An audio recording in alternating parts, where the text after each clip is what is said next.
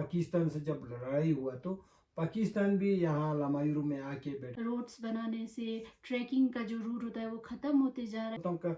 हम अभी बर्थडे मनाते हैं जी बर्थडे हर घर में छोटे से।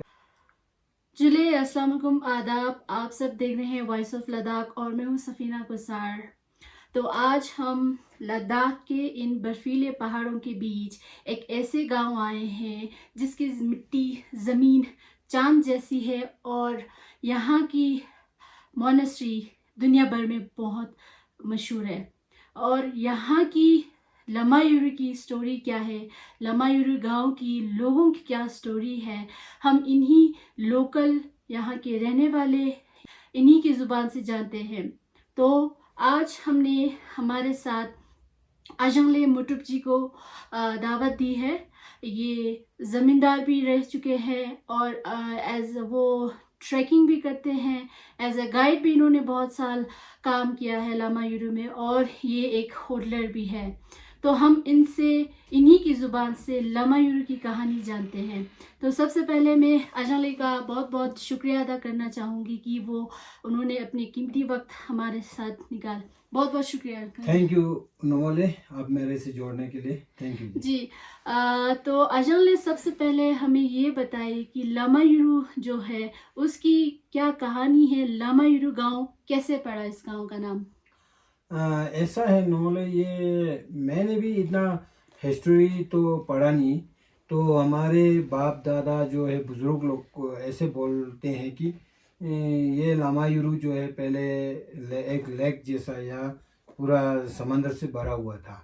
तो ये बीच में जो मंदिर बनाया है उसके बीच में से एक चोटी ऊपर निकला हुआ था, तो बाकी पूरा झील था। तो मेरे दादा लोग ने ऐसे कहानी बोल रहे थे कि आज से सदियों साल पहले नीमा गोपा बोल के एक लामा जी था, वो यहाँ पर आया। तो उसने ले जाते वक्त यहाँ पर रेस्ट करके एक हम सरकेम बोलते हैं जो ऑफरिंग करता है तोरमा, तो अनाज कुछ डाल के वो यहाँ पर डिस्ट्रॉय करके ऑफरिंग करके वो ले चला गया। जब ले से वो वापस आते वक्त एक स्वास्तिक के रूप में वो उगा हुआ था, तो हम उनको बोलते हैं युंगटुंग। तो युंगटुंग बोलते हैं, तो वो स्वास्तिक के रूप में उगा हुआ था। तो लमा जी के मन में आया कि यहाँ पर एक युंगटुंग नाम के एक गाँव भी बसेगा और एक मंदिर बनने वाला है। तो उसने कोई तो बोलता है कि ये नीमा गोपा जी ने कि ये डिस्ट्रॉय करके ये पानी को ख़त्म किया।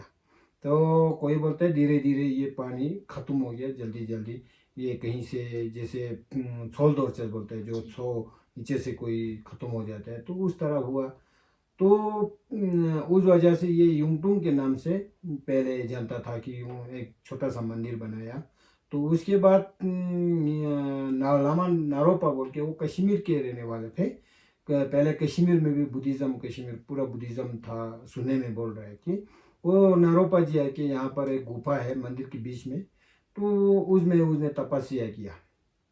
तो उसके बाद फिर लामायूरू का छोटा सा मंदिर बनाया, धीरे धीरे इसको बड़ा मंदिर बन गया। तो लोग युंगटुंग युंगटुंग युंगटुंग गोनपा बोलता था, युंगटुंग मंदिर, युंगटुंग मोनिस्ट्री बोलते बोलते बाद में यूरोप में चेंज हो गया। यूरू यूरू गोनपा यूरू लामा यूरू बोलता था। तो जब से टूरिस्ट खोला, ये रोड बन गया, उसके बाद बाहर से लोग आना शुरू हुआ, तो टूरिस्ट आया, तो उन लोगों को काफ़ी लामा देखा। उस वक़्त यहाँ लामायूरू गोम्पा में मंदिर में 400-500 लामा रहते थे। तो बहुत से गाँव भर के लामा देखा, तो उन लोगों ने लामा उस पे जोड़ दिया। तो उसके बाद लामायूरू बोल के इसमें आया। जी जी जी। वैसे तो लद्दाख के हर गांव का अपना एक ख़ास बात होती है। तो लामायूरू गांव की ऐसी क्या ख़ास बात है जो लद्दाख के दूसरे गांव से उसको अलग करती है? बहुत आप इस पे क्या कहेंगे? लामायूरू एक अलग सा पहले लोग थरपालिंग भी बोलता था। जी युंगटुंग थरपालिंग, जी युंगटुंग मीन्स वही लामायूरू पहले जी युंगटुंग बोलता था। युंगटुंग थरपालिंग, थरपालिंग का मतलब है कि पहले अपना छोटे छोटे गांव में, सब गांव में अपना अपना राजा या जो भी होता था अपना गांव कंट्रोल करने वाला, उसके ऊपर लद्दाख का राजा कंट्रोल करता था। तो कहीं से भी लद्दाख में किसी को पनिशमेंट दिया जाता है, जैसे कोई चोरी करता है या बलात्कार करता करता है या जो भी करता है पनिशमेंट देता है, तो वो रातों रात भाग के लामायुरू पहुंचने से वो छूट हो जाता था। जी तो इसलिए उसको थर्पालिंग के नाम से भी जानता था। तो वो लामायुरू अगर नहीं पहुंचा, वहाँ से लामायुरू पहुंचने से पहले एक छोटन होता है, अभी भी है, जी वो एक मोड़ है। अगर वो नहीं पहुंचा, पीछे से कोई उसके पीछे पीछे लगे रहा उसको, तो वो कोई टोपी मतलब उस छोटन पे पहुंचने से भी वो छूट हो जाता था। पीछे से कोई भागते उसके जी पीछा करते हुए आने से उसका टोपी भी अगर वहाँ पहुंचेगा तो वो छूट हो जाता। तो इसीलिए थर्पालिंग के नाम से लोग को लामायुरू थोड़ा अलग सा माना जाता है। जी जी, तो हमने देखा है यहाँ पे लामायुरू में कि ज़्यादातर खेती बाड़ी करते हुए देखते गए, और दूसरे जगहों की तरह यहाँ पे थोड़ा जो पेड़ पौधे हैं वो कम दिखा जाता है। तो इसके पीछे कोई ख़ास वजह है कि यहाँ लामायुरू में पेड़ पौधे जो हैं वो क्यों कम हैं?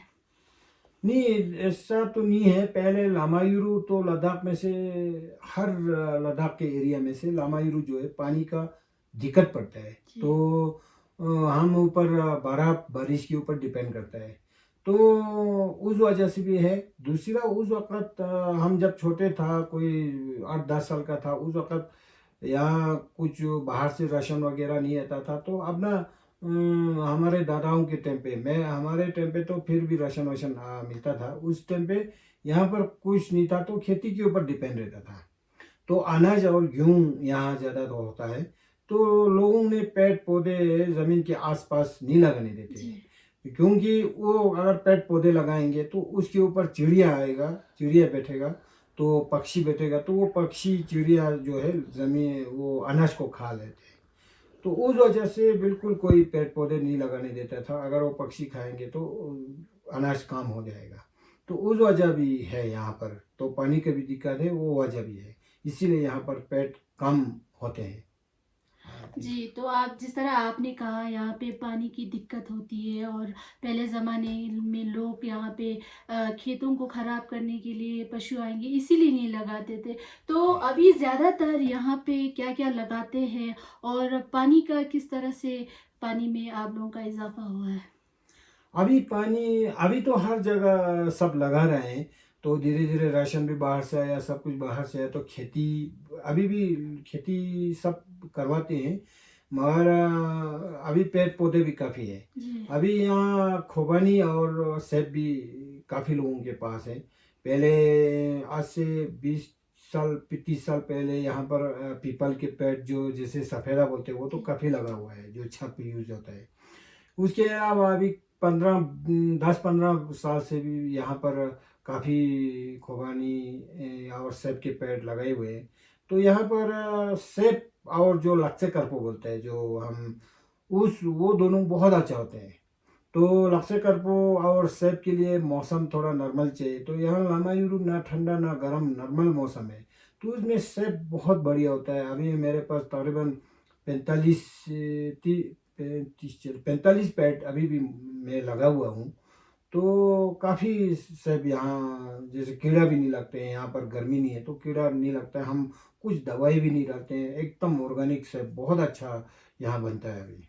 जी तो टूरिज़्म की बात करें तो यहाँ की गोम्पा जो है वो बहुत एक बढ़िया रोल निभाती है टूरिज़्म में। और लामायुरू में ऐसी कोई ख़ास त्यौहार जो लामायुरू में ही मनाते हैं, ऐसे कोई त्यौहार है यहाँ पे?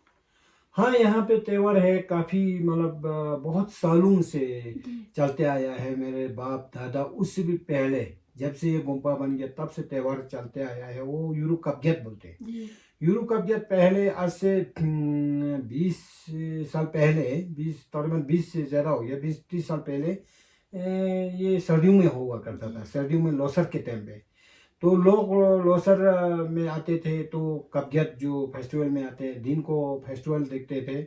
वो गोम्पा में होते हैं, मासक डांस बोलते हैं, जो बक जी छमछस, तो उसको देखते हैं दिन को। तो रात को सिंगेस गांव बोल के हमारा एक मशहूर जगह है वहाँ। वो सिंगेस गांव जो है वो गाने में भी, कभी कभी गाने में भी वो जिक्र किया हुआ है। जी तो वो सिंगेसगांव में हमारा लोसर मनाता था। वहाँ बहुत आग का हर जगह से, मतलब हमारे घर घर से लकड़ी इकट्ठे करके आग जला के उस पे नाच गाना होता था। तो रात को बाहर से जितने भी लोग आए हैं वो सब नाच गाना देखने के लिए शाम को आता था।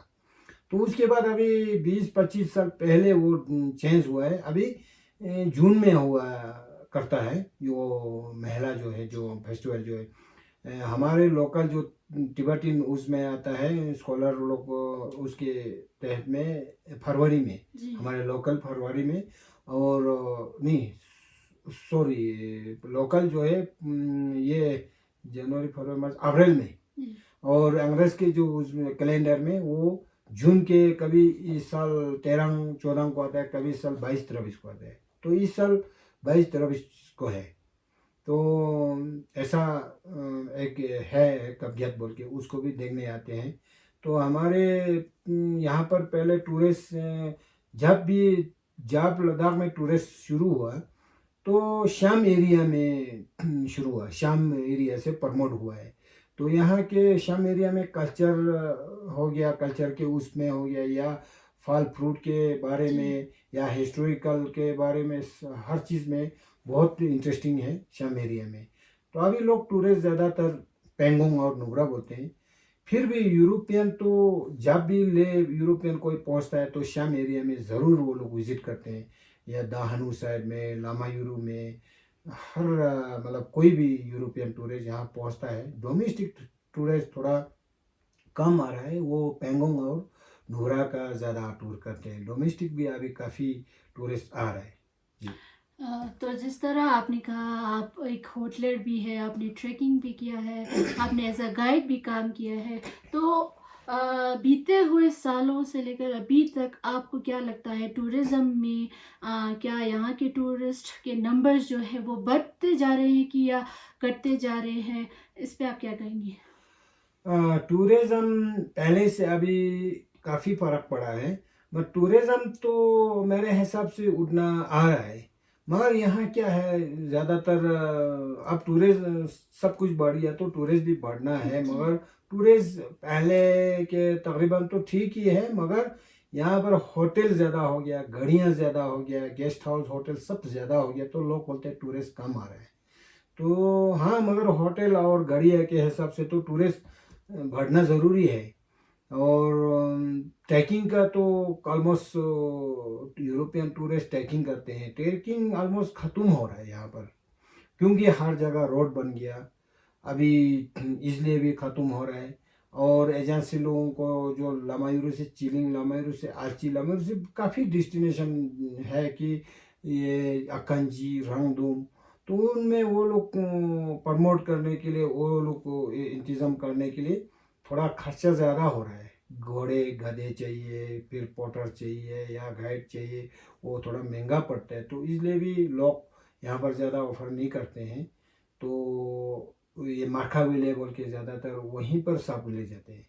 तो ये क्या है कि अपना भी गलती है। जी तो पहले से थोड़ा स्ट्रगल करके अगर प्रमोट करके अभी भी ये मतलब अपना अपना वो डेस्टिनेशन होने से अच्छा टूरिस्ट बढ़ना था। तो अभी ऐसा भी है कि हर गांव में तो चलो रोड ज़रूरी है, हर जगह ज़रूरी है। अभी ऐसे जगह में रोड बना रहा है जहाँ कोई ज़रूरत ना हो। जैसे मैं सपोज एक दो हमारे शाम एरिया में बोलता हूँ, जैसे हमारे यहाँ से लेके हिंजू से लेके चिलिंग, अभी सुनने में आया कि हिंजू से चिलिंग की तरफ रोड बना रहा है। जी तो हिंजू में ऑलरेडी रोड पहुँच चुका है। यहाँ वनला से हिंजू के लोग पूरा वनला से ले की तरफ जाते हैं। तो चिलिंग में बनाना कोई ज़रूरी नहीं था। अब मतलब मेरे हिसाब से, जी अब लोगों का क्या इंटेंशन है, लोग क्या बोलते हैं, वो मुझे मालूम नहीं है। तो इस तरह हमारा रूट, ट्रैकिंग रूट जो है ख़त्म होते जा रहा है। जो हमारे यहाँ पर भी काफ़ी जगह में जो एक दो घर होता था पहले, डॉक बोलते हैं, जो जी गर्मियों में लोग बकरी के साथ बैठते थे, वो लोग छोड़ के अभी 20-30 साल हो गया। तो उसी जगह वो जैसे जगहों में अभी रोड बना रहा है।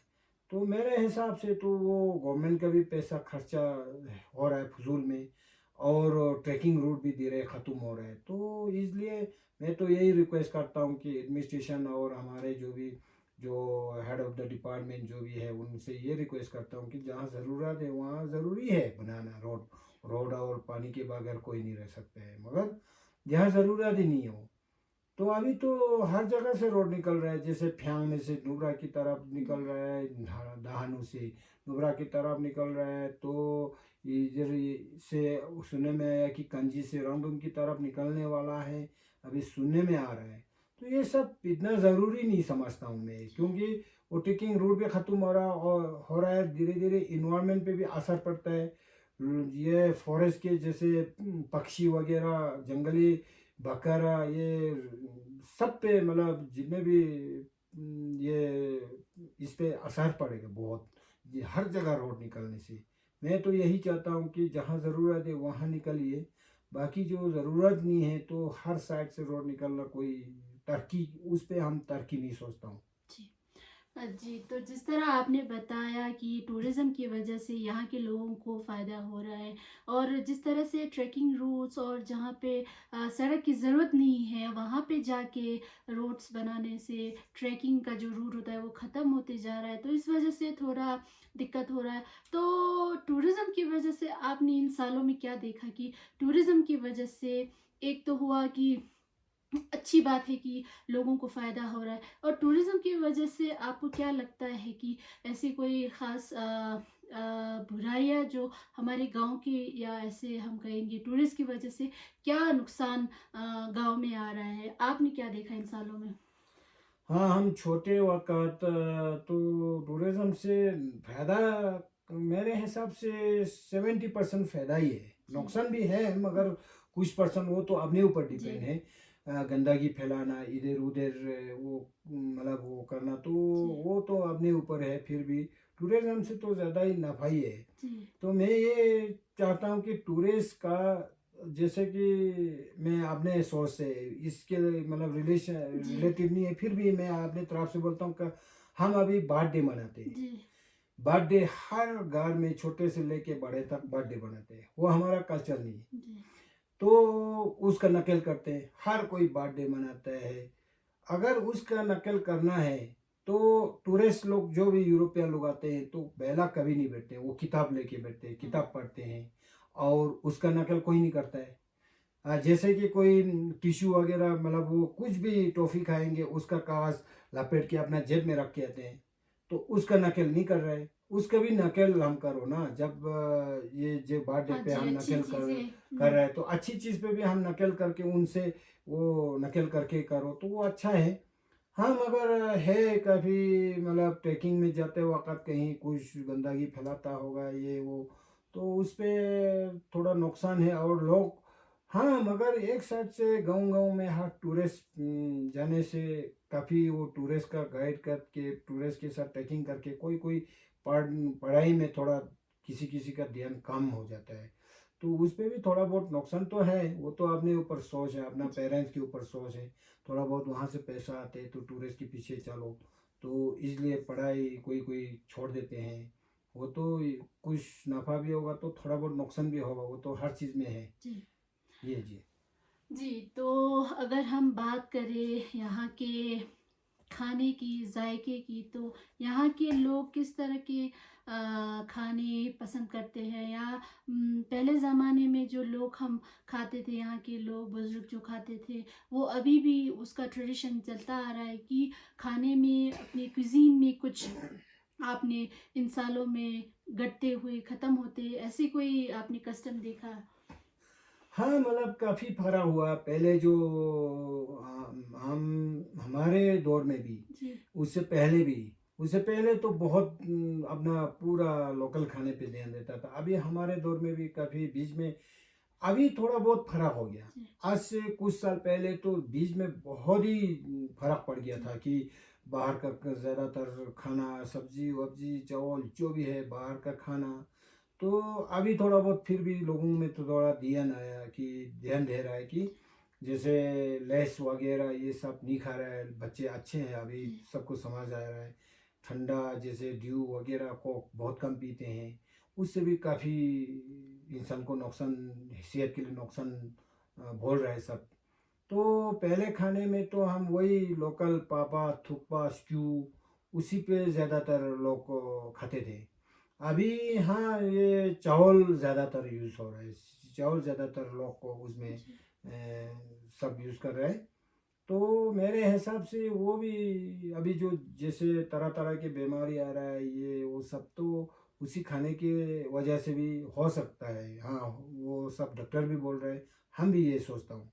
हमारा ये मेरा एक मानना है कि जितना हो सकता है हम अपना छोटा सा ज़मीन तो सबके पास लद्दाख में होता ही है, तो उसमें छोटा बगीचा बना के अपना सब्जी, हाँ, जो भी उगता है हरा सब्जी वगैरह। हमारे लामायूरू में टमाटर तो बहुत कम होता है, प्याज भी पहले होता था, अभी थोड़ा मतलब प्याज कम हो रहा है।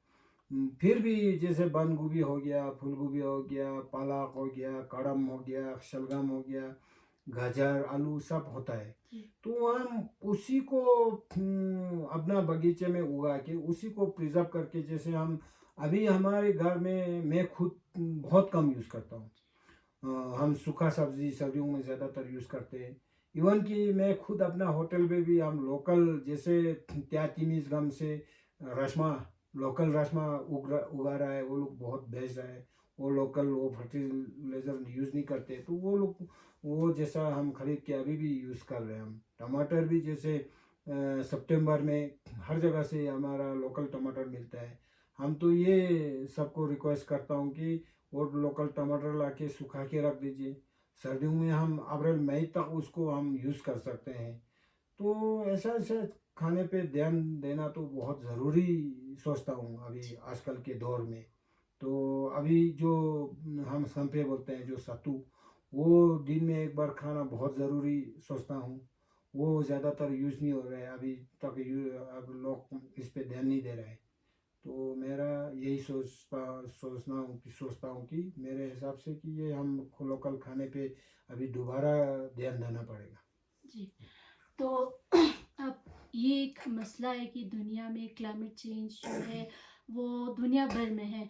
तो क्लाइमेट चेंज और लद्दाख, क्लाइमेट चेंज की वजह से लद्दाख में भी बहुत सारे ऐसे दिक्कतों का सामना करना पड़ता है। तो लामायूरी के गांव में खासकर क्लाइमेट की वजह से, क्लाइमेट चेंज की वजह से, गर्मियाँ, ग्लोबल वार्मिंग की वजह से आपने कोई ऐसा चीज़ देखा जिससे इससे फ़र्क पड़ रहा है?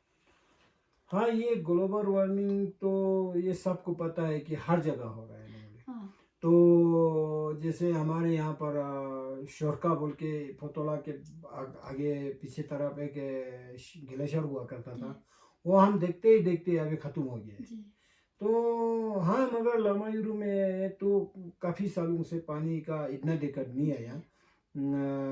आज से 20 साल पहले बर्फ़ गिरता था 2-2 3-3 फुट, तब भी पानी का बहुत दिक्कत होता था। जी अब पता नहीं क्या हुआ है, अभी बर्फ़ तो कम पड़ा फिर भी हमारे लामायूरू में पानी का अभी इतना दिक्कत नहीं है। जी खेती के लिए मगर पीने का पानी के लिए बहुत दिक्कत पड़ रहा है। अभी ये जल जीवन बोल के हमारे गाँव में बोरवेल खोद दिया है गवर्नमेंट की तरफ से। हमने बहुत बार रिक्वेस्ट किया है कि हम नीचे से सोर्स ढूंढ लो, हमारे पास ये जो नीचे सुंदो बोल के वहाँ पानी का सोर्स है, वल्ला से काफ़ी पानी आता है, उसको लिफ्टिंग करने के लिए हमने बहुत रिक्वेस्ट किया था। क्योंकि बोरवेल का हम ये नहीं मानता हूँ कि बोरवेल ज़्यादा देर चले। लामायूरू में जब से बोरवेल खोदा तो खेती में पाँच बार पानी लगाने से भी अभी सूख रहा है। पहले 3 टाइम पानी लगाने से पूरा फसल मिलता था।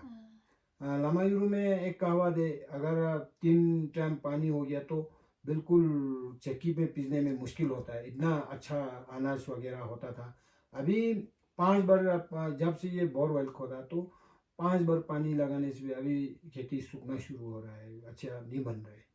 तो ये सब देखने को मिल रहा है। तो लद्दाख में वैसे भी हाँ, इंडस के आसपास में या कहीं बोरवेल तो ठीक गया है, मगर जहाँ हर गांव में अभी बोरवेल खोल रहा है, वो मैं मानता हूँ कि वो देर के लिए मतलब कुछ सालों के लिए बहुत नुकसान पहुँचाएगा लोगों को। जी। जी तो आखिर में आप क्या कहेंगे हमारे जो लामायूरी के आने वाले बच्चे हैं, उनसे आपकी क्या एडवाइस रहेगी, मैसेज रहेगी कि लामायूरू को वो किस तरह से आगे ले जाए? आपका क्या सोच इस पे? ये देखो नमोले, हम तो यही बोलता हूँ कि लामायूरू पानी के लिए बहुत दिक्कत पड़ेगा आने वाले साल में।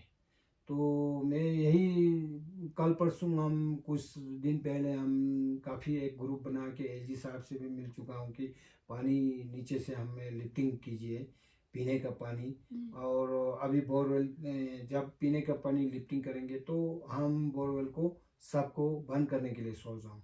तो अब आने वाले बच्चों को यही बोलता हूँ कि एक तो हमारे यहाँ पर स्कूल है तो एजुकेशन का थोड़ा सा मतलब पीछे है लामायूरू में। हाँ। गवर्नमेंट स्कूल है तो गवर्नमेंट की तरफ से अच्छा है 10th क्लास तक है, मगर पता नहीं क्या हुआ काफ़ी सालों से अच्छा सा इसमें रिजल्ट नहीं आ रहा है। तो मैं यही बोलता हूँ कि एजुकेशन पे ज़्यादा जोर दे और साथ साथ अपना खेती बाड़ी पे भी और अपना सेहत के लिए यही सोचता हूँ कि मैं सबको यही बोलता हूँ कि थोड़ा ध्यान दे हर चीज़ पे। तो सफाई के लिए मैं ये सोचता हूँ कि जैसे आप मोदी जी ने अभी स्वच्छ भारत बोल के एक दिन झाड़ू उठवा देते हैं सबको। तो जब तक ये अपना मान में अपना सोच नहीं बदलेगा या लोगों में वो सोच नहीं आएगा तब तक मुश्किल है।